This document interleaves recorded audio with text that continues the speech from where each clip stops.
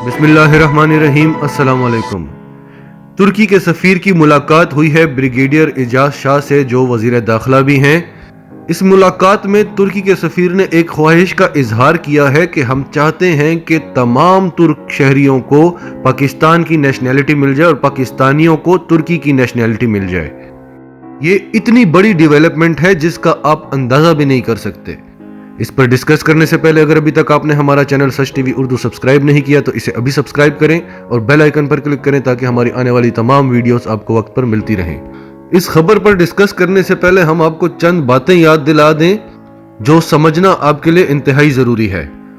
आपको याद होगा कि यूएन कॉन्फ्रेंस में शिरकत के मौके पर वज़ीर आज़म इमरान खान और तुर्क सदर रजब तैयब अर्दगान और मलेशिया के वज़ीर आज़म डॉक्टर महातिर मोहम्मद में एक तफसीली गुफ्तगू हुई थी, जिसमें तीनों लीडरान ने एक फैसला किया था कि जो G7 ममालिक हैं उनका एक ब्लॉक बना दिया जाए, क्योंकि यूनाइटेड नेशंस मुसलमानों के लिए कभी नहीं लड़ता, मुसलमानों के हक में उसने कभी आवाज नहीं उठाई, और मुसलमानों की जो अपनी तंजीम है OIC, उसने भी मुसलमानों के हक में कभी आवाज नहीं उठाई। यहाँ तक कि कश्मीर में जो कर्फ्यू नाफिज कर दिया गया था उस पर भी OIC ने कोई एक्शन नहीं लिया था। तो ये इन तीनों लीडरों का ख्वाब भी था और वक्त की जरूरत भी थी। मुसलमान ममालिक के पास सब कुछ होने के बावजूद वो हर जगह पिस रहे हैं क्योंकि वो एक नहीं है।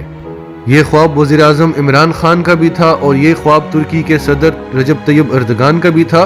तो मलेशिया के वज़ीर आज़म ने मलेशिया में एक समिट का इनेकाद किया जिसमें उसने तमाम मुस्लिम ममालिक के रहनुमाओं को शिरकत की दावत दी, और मलेशिया में जगह जगह रजब तैयब अर्दगान और इमरान खान के पोस्टर्स लगा दिए गए। लेकिन अचानक ही इमरान खान की तरफ से उस समिट में शिरकत ना करने के फैसले की वजह से पूरी मुस्लिम दुनिया मायूसी का शिकार हो गई। इमरान खान ने अपनी मजबूरियां तुर्की के सदर को भी बताई और मलेशिया के वज़ीर आज़म को भी बताई, और वो बिल्कुल भी इमरान खान से खफा नहीं हुए, बल्कि तुर्क सदर ने तोपों का रुख सऊदी अरब के शहजादा मोहम्मद बिन सलमान की तरफ मोड़ दिया। तुर्क सदर का कहना था कि मोहम्मद बिन सलमान ने पाकिस्तान को धमकी दी है कि अगर आपने उस कॉन्फ्रेंस में शिरकत की तो हम आपके जो 40 लाख पाकिस्तानी सऊदी अरब में काम कर रहे हैं उनको हम यहाँ से निकाल देंगे, जिससे पाकिस्तान के 40 लाख घर बेरोजगार हो जाते, और उसके अलावा हमने जो पाकिस्तान के स्टेट बैंक में $5 अरब रखे हैं वो भी उठा लेंगे, जिससे पाकिस्तान का दिवालिया होने का भी खतरा था। तो इमरान खान जैसा बहादुर लीडर जो अपने लिए कभी नहीं झुका, अपनी कौम के लिए उसको झुकना पड़ा। तो इमरान खान के कॉन्फ्रेंस में शिरकत ना करने से ये ख्वाब खत्म नहीं हुआ, बल्कि वक्त के तकाजे को देखते हुए इसे डिले कर दिया गया। लेकिन तीनों लीडरान में यह तय पाया कि सबसे पहले पाकिस्तान को माशी तौर पर मजबूत करना बहुत जरूरी है, नहीं तो पाकिस्तान मुस्लिम उम्मा के लिए तो क्या अपने लिए भी कभी आवाज नहीं उठा सकेगा। तो शायद तीनों लीडरान ने यह मुनासिब समझा हो कि इस तरह से खुले आम ये चीजें नहीं करनी चाहिए। तो अभी जो तुर्क सदर पाकिस्तान आ रहे हैं अपने दौरे पर, उससे कबल वज़ीर आज़म इमरान खान का मलेशिया का दौरा करना बहुत सारी चीजों के सिग्नल्स दे रहा है।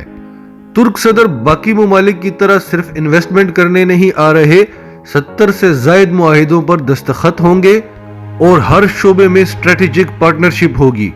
हर चीज का मॉडल तब्दील किया जाएगा, हर शोबे में तुर्की तावन करेगा, और इस सब की निगरानी खुद इमरान खान और रजब तैयब अर्दगान करेंगे। इसमें दिफा है, इसमें ज़राअत है, इसमें मईशत है, इसमें हेल्थ है, इसमें सब कुछ है। बजाय इसके कि तुर्की आकर यहाँ पर कई चीज़ों पर इन्वेस्ट करे, वो इन चीज़ों के मॉडल चेंज करेगा ताकि पाकिस्तान खुद अपने पांव पर खड़ा हो सके।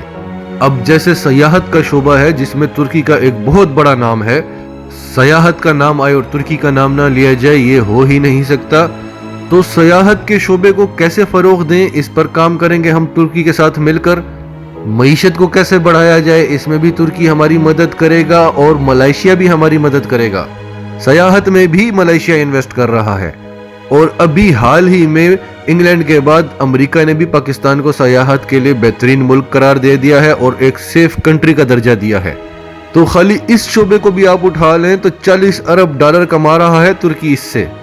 अभी जो तुर्क सदर की मुलाकात हुई है जिस पर हमने ये वीडियो बनाई है, ब्रिगेडियर इजाज शाह से, जो पाकिस्तान के वजीर दाखिला हैं।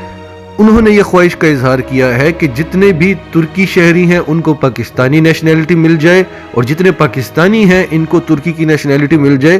तो ये कितनी बड़ी डेवलपमेंट है। अगर ऐसा हो गया तो हम सारी जिंदगी भी तुर्की का एहसान नहीं उतार सकते। यानी आप सोचें कि पाकिस्तान को कितने मसाइल दरपेश हैं। अगर कोई पाकिस्तान पर हमला करता है तो वो तुर्की पर हमला होगा, अगर कोई तुर्की पर हमला करता है तो वो पाकिस्तान पर हमला होगा। अगर आपके पास पाकिस्तानी पासपोर्ट भी है और तुर्की का पासपोर्ट भी है तो ये दोनों आपके मुमालिक हैं, आप बाकायदा तौर पर तुर्की के शहरी हैं, तो तुर्की की हिफाजत के लिए आप कुछ भी करेंगे। इसी तरह तुर्क शहरी भी पाकिस्तान की हिफाजत के लिए कुछ भी करेंगे। इसके अलावा कई शोबों में पाकिस्तानियों पर कई पाबंदियां आयद होती हैं, खास तौर पर वीजा का सेक्शन हम देखें। अगर आपके पास तुर्की का पासपोर्ट होगा तो आपको किसी भी मुल्क का वीजा आसानी से मिल सकता है। तो ये सब हमें खिलाफत उस्मानिया का दौर याद दिलाता है, और खिलाफत उस्मानिया को दोबारा से राइज करना तुर्क सदर रजब तैयब अर्दगान का ख्वाब है। वो एक बड़ा शानदार दौर था। तमाम ममालिक एक थे जो वर्ल्ड वार के बाद टूट गए थे, और इस सब से हमें नेमतुल्लाह शाह की पेशन गोइयां भी याद आ रही हैं जो 900 साल पहले की गई थी कि गुरबिस्तान यानी पाकिस्तान और खिलाफत उस्मानिया एक हो जाएंगे, ईरानी भी आ जाएंगे, और गज़वा हिंद का जो कहा गया था उस सब की धुंधली धुंधली सी तस्वीरें हमें नजर आना शुरू हो गई हैं। अब अगर हम इसकी डिटेल में जाएं तो ये इतना आसान नहीं है, क्योंकि तुर्की जो है वो यूरोपियन यूनियन का हिस्सा है और उसने बहुत कोशिश की कि उसे शेंजन में शामिल कर लिया जाए, लेकिन क्योंकि वो मुसलमान मुल्क है इसलिए उसे शेंजन में शामिल नहीं किया जा रहा, जबकि उसके मुकाबले में पोलैंड, चेक रिपब्लिक और कई सारे ममालिक जिनकी इकोनॉमी भी तुर्की से काफ़ी कमज़ोर है और दूसरे कई शोबों में भी वो तुर्की से बहुत कमज़ोर है, वो सब शेंजन में शामिल हो गए हैं, लेकिन तुर्की को शेंजन में शामिल नहीं किया जा रहा। तो अगर अब तुर्की कोई ऐसा फैसला कर ले कि तमाम पाकिस्तानियों को तुर्की के पासपोर्ट मिल जाएंगे तो यूरोप इस पर ज़रूर एतराज़ करेगा, बल्कि ये ख़तरा भी लाहक है कि उसे यूरोपियन यूनियन से निकाल दिया जाए, क्योंकि तुर्की का एक बहुत बड़ा हिस्सा यूरोप में है। जो पाकिस्तानी इल्लीगल तरीके से यूरोप जाते हैं उनके लिए बहुत आसान हो जाएगा। तो जर्मनी जो इस मामले में बड़ा स्ट्रिक्ट है और एक बहुत बड़ी पावर भी है, एक बहुत बड़ी इकोनॉमी भी है, तो जहां कहीं भी ऐसे ह्यूमन स्मगलिंग का खतरा हो उन ममालिक पे वो पाबंदियां लगा देता है और उनको एक टाइम पीरियड देता है कि इस टाइम में अपनी ये गलतियां जो हैं वो दूर करो। तो अगर कुछ ऐसा हो गया तो ज़रूर जर्मनी को एतराज़ होगा। इसके अलावा फ्रांस, बेल्जियम, हॉलैंड, ये तमाम ममालिक एतराज़ करेंगे। और ऑफ कोर्स अमेरिका, इंडिया और इसराइल जो कभी पाकिस्तान का भला नहीं चाहते, वो तो किसी सूरत बर्दाश्त नहीं कर सकेंगे, और आगे हम जाकर देखते हैं कि कौन कौन सी बड़ी गेमें होती हैं। लेकिन हम तस्वीर का दूसरा रुख देखें तो तैयब अर्दगान और इमरान खान बहुत ही बहादुर लीडर हैं। तैयब अर्दगान को भी हमने देखा है और इमरान खान को भी हमने देखा है कि ये अकेले पूरी दुनिया से लड़ने की अहलियत रखते हैं।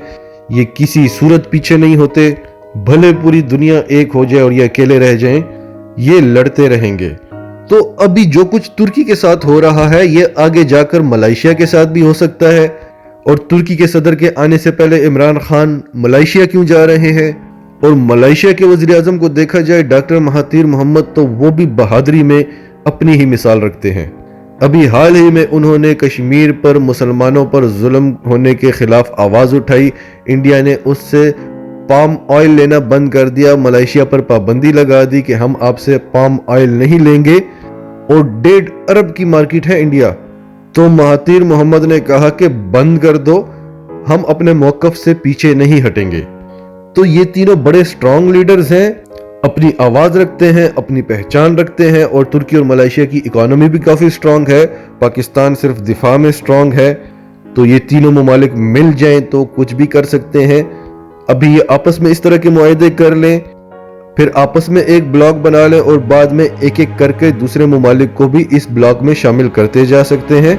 अगर अमेरिका सऊदी अरब के साथ मिलकर गेम खेल सकता है तो ये तीनों लीडरान भी कुछ ना कुछ तो सोच कर बैठे होंगे कि हमने आगे जाकर अब इस ख्वाब को किस तरह से ताबीर करना है।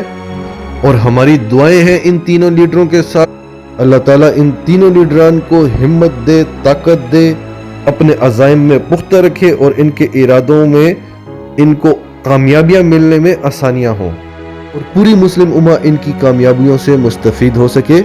آپ کا اس سب کے بارے میں کیا کہنا ہے؟ کمنٹس میں اپنی رائے کا اظہار ضرور کریں، اور اگر آپ ہمارے چینل پر نئے ہیں تو ابھی سچ ٹی وی اردو کو سبسکرائب کریں، سچ ٹی وی اردو فیملی کا حصہ بنیں اور ہماری ویڈیوز کو لائک اور شیئر کریں تاکہ زیادہ سے زیادہ لوگوں تک اویئرنس پہنچتی رہے۔